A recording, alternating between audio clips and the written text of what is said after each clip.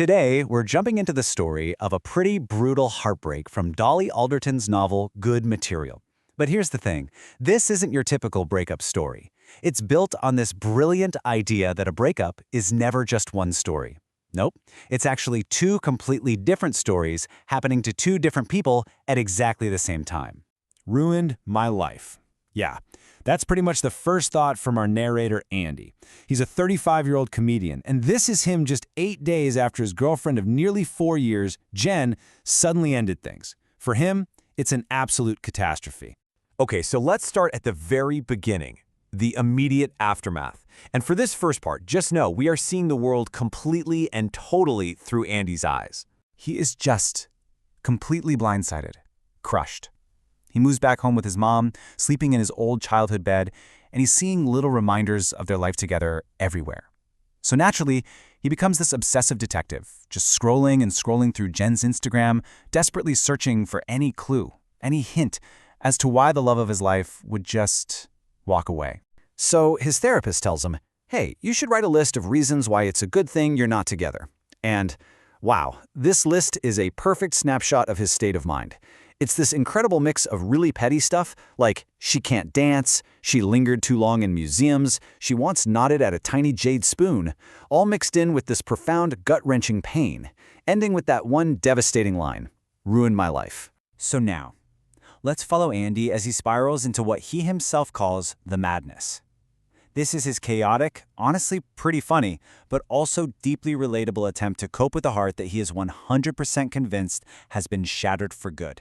His strategy for coping? Well, it's basically a masterclass in what not to do.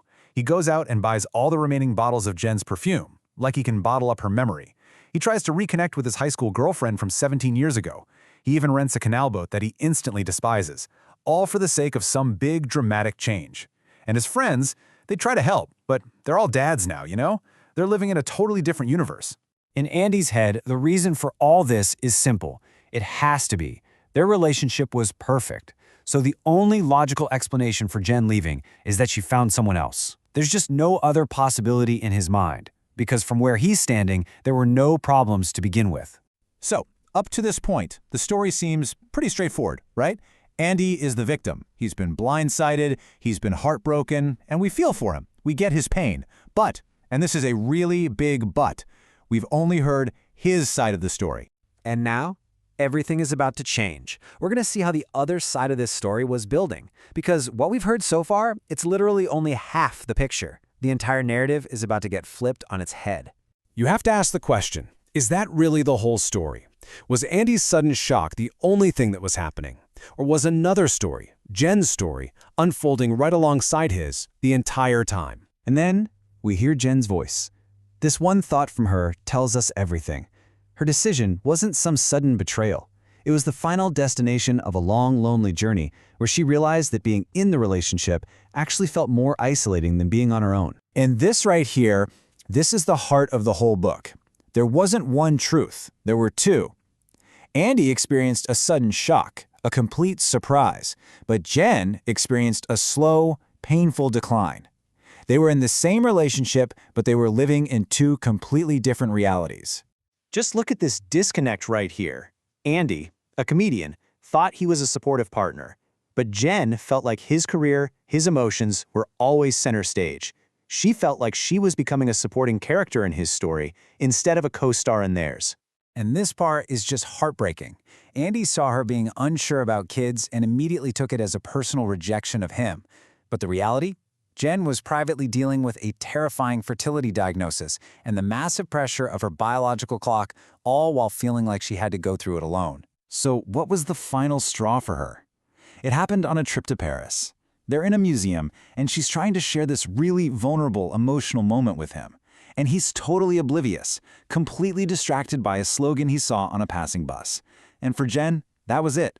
That was the moment she realized, I am completely and utterly alone in this. Now, remember Andy's petty list of complaints? Well, in a total contrast, Jen wrote this private, unsent list of things she genuinely loved about him. And this just shows that her decision didn't come from a place of anger or hate. It came from a place of deep sadness and the painful realization that their two stories just couldn't work together anymore. So, what's the punchline to all this? Well, this isn't a story about a hero and a villain, or who was right and who was wrong.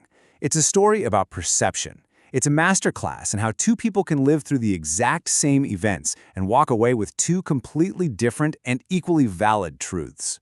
And you can see this divide even in how their friends support them. Andy's friends plan a massive night out. That's all about distraction, getting drunk, and getting dignity back. But nobody actually talks about the pain.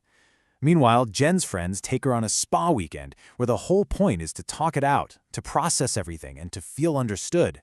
In the end, Andy does what he knows how to do.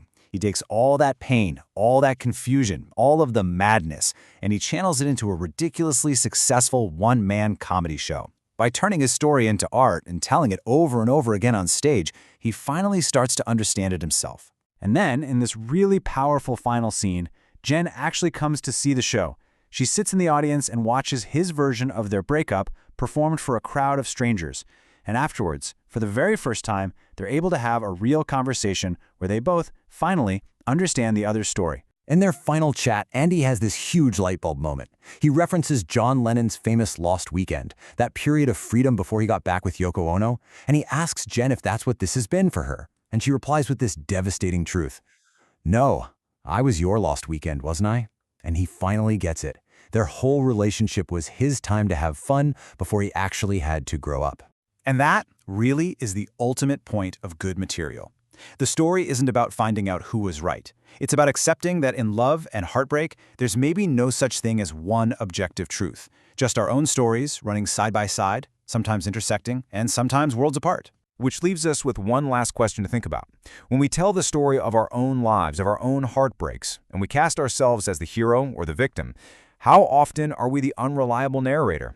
What crucial, painful, and equally true parts of the other person's story are we leaving out?